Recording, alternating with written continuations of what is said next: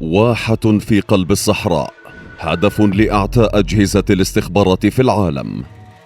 المخابرات الأمريكية CIA ستوجه كل أقمارها الصناعية نحو الواحة لتحول كل مليمتر منها إلى بيانات على رقاقات إلكترونية، بينما ستكلف المخابرات الروسية FSB مجموعة مهام سرية عالية التدريب للهبوط مظليا في الظلام الدامس وجمع عينات من مياه الواحة والرمال حولها قبل العودة إلى موسكو على ظهر الطائرات النفاثة.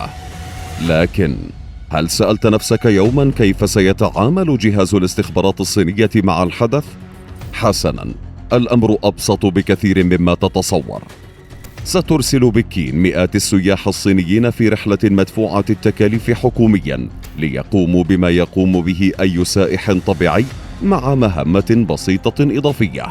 أن يحمل كل سائح صيني معه بطريق العودة ذرة من رمل الصحراء وقطرة من ماء الواحة،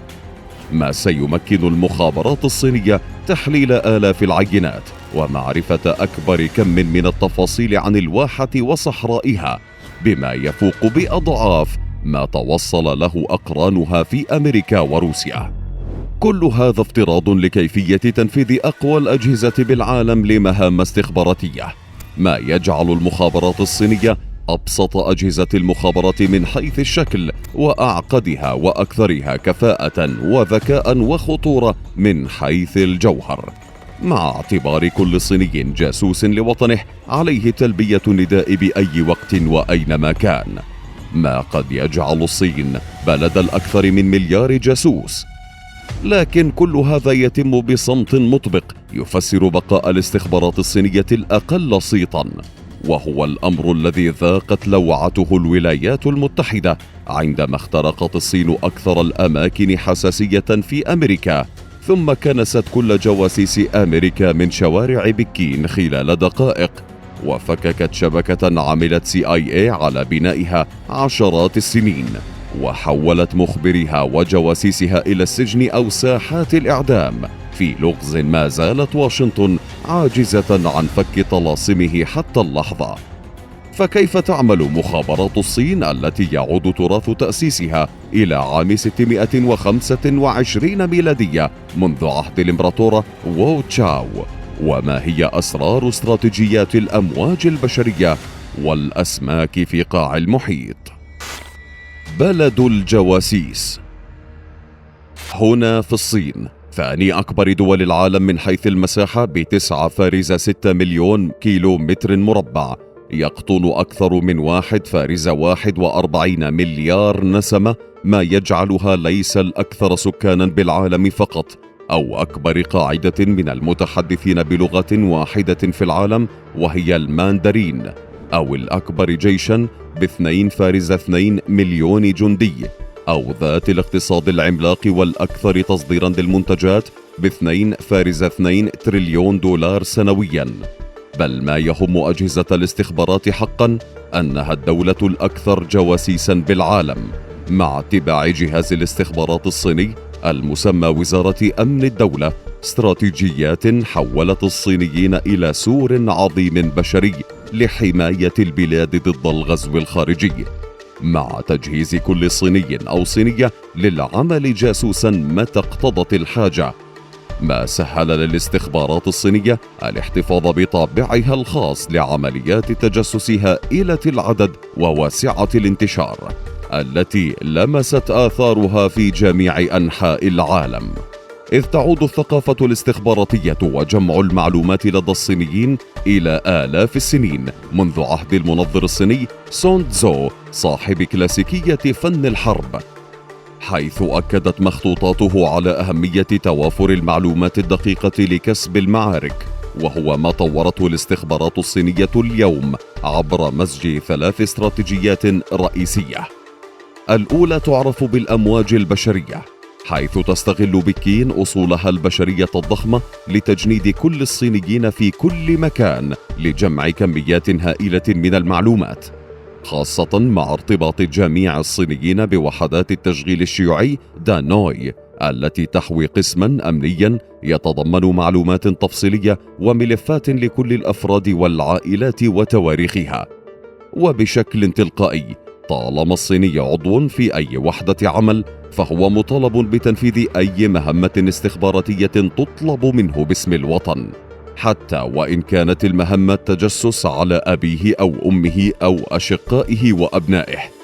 أما الاستراتيجية الثانية وتسمى أسماك قاع المحيط، وتقوم على تجنيد الملايين من ذوي الأصول الصينية في جميع بلدان العالم واستخلاص المعلومات منهم بشكل دوري للوصول إلى مستويات أعمق من التحليل الشبكي للبيانات الهائلة المكتسبة. والمهمة الأساسية لأسماك قاع المحيط ملاحظة كل كبيرة وصغيرة وجمع المعلومات أيا كانت عدم قيمتها في أماكن إقامتهم، ومراقبة وسائل التواصل الاجتماعي ونشر الشائعات متى اقتضت الحاجة. أما أساليب الاستخبارات الصينية في تجنيد هذه العناصر تختلف بين إثارة الدوافع الوطنية والتهديد والضغط على أسرهم بالصين، بينما تضاف الإغراءات المالية في حالة المعلومات الاستخباراتية ذات الأهمية. فيما تقوم الاستراتيجية الثالثة على زراعة الوكلاء الأجانب ببطء وصبر من أجل القيام بعمليات تجسسية نشطة على المدى الطويل. وبجمع الاستراتيجيات الثلاث تظهر البصمة الاستخباراتية الصينية التي لا تعتمد على تجنيد العملاء المؤثرين والمدربين بقدر الاعتماد على إغراق أجهزة الاستخبارات المعادية بآلاف من عمليات التجسس الصغيرة التي لا يحمل الكثير منها قيمة كبيرة. فيما تكمن أهمية المنتج النهائي الاستخباراتي الصيني في مجموع ما يتم استخلاصه من تلك العمليات الصبورة والمعقدة، لتعكس السمات التقليدية للصينيين المعروفين بالصبر والمثابرة والعمل المستمر، وهو ما يتجلى في العرف الاجتماعي الصيني المسمى تقليد غوانسكي، والقائم على استغلال العلاقات الشخصية بشكل بطيء للتأثير على الأحداث، وهو عرف انتقل أولاً إلى الأعمال والاقتصاد الصيني ثم السياسة ولاحقاً إلى الاستخبارات. أخطبوط أمن الدولة. لطالما نظرت أجهزة الاستخبارات العملاقة الأمريكية والروسية وحتى البريطانية إلى الاستخبارات الصينية نظرة دونية جراء تأخر تطورها على المستوى الهيكلي والتقني، لكن كبار التجسس والمخابرات في العالم استفاقوا مؤخرا على عملاق الاستخبارات الصيني الذي يعود بعهده الحديث إلى ما قبل الثورة الشيوعية الصينية، حين أسس الحزب القومي الصيني الكومينتانغ قسم التحقيقات الخاص به في عهد أول رئيس للصين شيانغ كاي شيك عام 1928. ولاحقا طور الشيوعيون الصينيون عمل الاستخبارات بعد استيلائهم على السلطة، فأسسوا وكالات عدة تطورت فيما بعد لتشكل إدارة الشؤون الاجتماعية كأول جهاز استخبارات هيكلي في تاريخ الصين. وحينها كانت شنغهاي مركز التجسس العالمي الأبرز في شرق آسيا، قبل أن يصعد نجم كانغ شينغ الذي تدرب على العمل الاستخباراتي في موسكو أواخر العشرينيات وأوائل الثلاثينيات، ليعود لاحقا إلى الصين ويصبح الرئيس الأبرز لإدارة الشؤون الاجتماعية والأب المؤسس للاستخبارات الصينية، مع سمعة مرعبة حول التكتيكات الوحشية التي استخدمها بمواجهة خصوم السلطة والأعداء الشخصيين للرئيس ماو تسي تونغ حينها.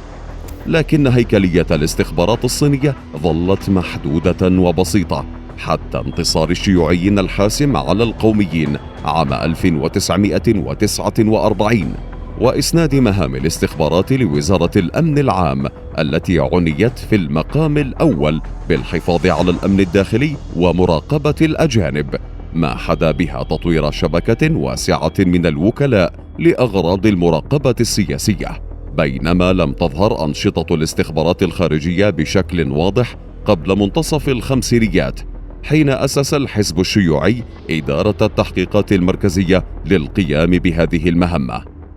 ومع صعود دينغ شياو بينغ لرأس السلطة في الصين أواخر السبعينيات، ظهر نهج جديد للعمل الاستخباراتي الصيني عبر التوقف عن استخدام موظفي السفارات لأغراض التجسس والاعتماد بدلا من ذلك على الصحفيين ورجال الأعمال ضمن استراتيجية كبرى عرفت بشعار إخفاء السطوع وتغذية الغموض.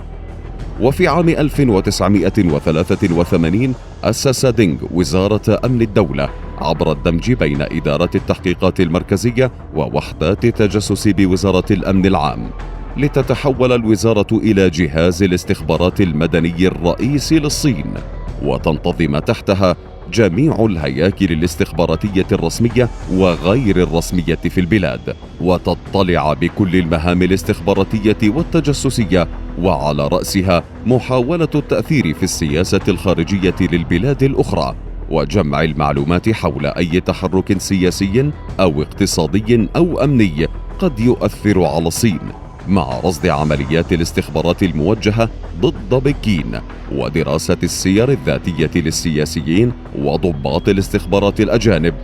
إضافة لجمع المعلومات حول المواطنين الصينيين المنشقين في الخارج، ونقل معلومات مفصلة حول القدرات التكنولوجية للبلدان الأجنبية. ورغم السطوة الكبرى لوزارة أمن الدولة، إلا أن الجيش الصيني حافظ على جهازه الخاص للاستخبارات العسكرية، ويخضع لإشراف الحزب الشيوعي الصيني مباشرة. جواسيس بعد الدوام.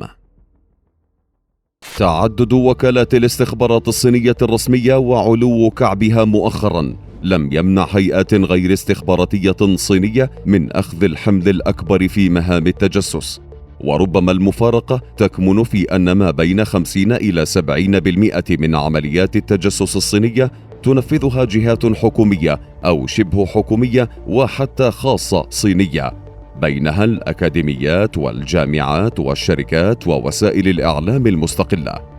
ويتلخص دور وزارة أمن الدولة هنا في تنظيم التنافس الاستخباراتي بين هذه المؤسسات لجمع المعلومات وتركيب القطع الصغيرة بدقة بالغة للوصول إلى صورة كلية شاملة، مع منح كل الصلاحيات لجميع المؤسسات الصينية العاملة في الخارج لجمع المعلومات بطرق شرعية وغير شرعية،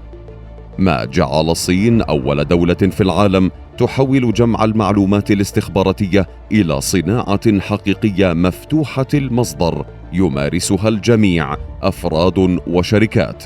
ويتربع على عرش الجهات المتهمة بممارسة الأنشطة الاستخباراتية بشكل غير رسمي إدارة الدفاع الوطني لشؤون العلوم والتكنولوجيا والصناعة ساستند، ووكالة الأنباء الصينية شينخوا التي عملت تاريخيا كغطاء لضباط الاستخبارات الصينيين، ومكتب شؤون الصينيين وراء البحار الذي يدير المجتمعات الصينية بالخارج، ووزارة التعليم الصينية ومهامها جمع المعلومات من الطلاب الصينيين المغتربين. وإضافة لكل هذا، بنت الصين خلال عقود أسطولا مرعبا من شركات الصناعة المتقدمة التي باتت بيضة القبان في الهجمات السبرانية وجمع المعلومات عبر القرصنة الإلكترونية، إذ أن هناك أكثر من 150 ألف شركة مملوكة للدولة الصينية، ومثلها أضعافا مملوكة بشكل اسمي للقطاع الخاص، تشمل شركات الفضاء والشركات الدفاعية والتكنولوجية ومعاهد البحوث، وتعد حاسمة للأمن القومي والاقتصادي، حتى أن اللجان التنظيمية في الحزب الشيوعي تشرف مباشرة على عمليات التعيين في هذه المؤسسات الحيوية. وبات لا أدل على الصعود المتسارع لنجم الاستخبارات الصينية نجاح بكين باختراق المخابرات الأمريكية وشراء معلومات دفاعية سرية، وهو ما حدى بمحكمة أمريكية الحكم على عميل سابق لCIA عام 2019 بالسجن 20 عاما بتهمة التجسس وبيع معلومات دفاعية للصين لقاء 25 ألف دولار. وكان الجاسوس الصيني الذي خدم في الجيش الأمريكي قد عمل في الجهاز الأمني الخاص بوزارة الخارجية الأمريكية قبل أن ينضم إلى وكالة الاستخبارات المركزية، وهو يتقن لغة المندرين الصينية. وحتى العام 2012 شغل مناصب أتاحت له الوصول إلى معلومات مصنفة سرية للغاية. وفي قضية أخرى، اعترف مسؤول آخر في وكالة الاستخبارات المركزية الأمريكية بالسعي لبيع معلومات سرية إلى الصين، وبعدها بأشهر أقرت دبلوماسية أمريكية بالكذب بشأن أموال تلقتها من عملاء استخبارات صينيين لقاء الحصول على ملفات أمريكية. ومن بين أهم القضايا التي ما زالت تؤرق أمريكا حتى اللحظة تتعلق بعميل سابق في وكالة الاستخبارات المركزية اعترف في عام 2019 بالتجسس لحساب بكين وتزويد الصين بمعلومات كانت تحتاج إليها لكشف شبكة من عملاء CIA في الصين بين 2010 و2012 في عملية أطلق عليها اسم كنس الشوارع، في إشارة إلى نجاح الصين في اختراق أكثر شبكات الأمريكية تحصيناً والحصول على معلومات حساسة عبر زرع عملاء داخل CIA وتنفيذ هجمات سيبرانية تمكنت عبرها من شل شبكة المعلومات الأمريكية قبل أن تسقط كل جواسيس أمريكا وتكنسهم من شوارعها. وأنت لو كنت صينياً، هل كنت ستعتبر قبول العمل مع الاستخبارات عملاً وطنياً أم نشاطاً تجسسياً غير أخلاقي وغير شرعي؟